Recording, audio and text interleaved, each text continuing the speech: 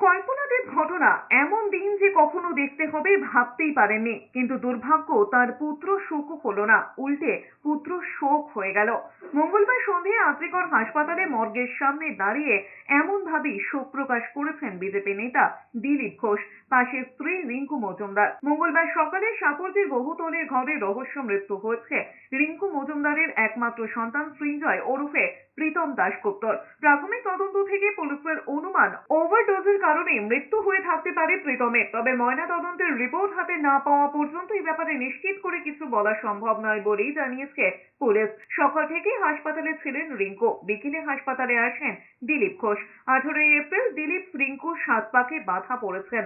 তার আগে দিলীপের সঙ্গে ইডেনে খেলাও দেখতে গিয়েছিলেন তথ্য প্রযুক্তি সংস্থার কর্মী সৃঞ্জয় ওরফে প্রীতম।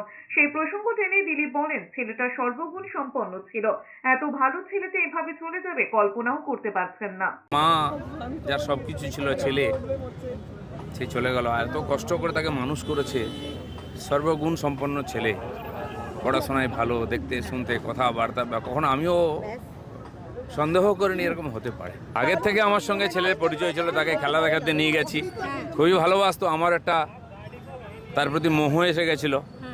দুর্ভাগ্য আমার যে পুত্র সুখ হয়নি, পুত্র শোক হলো।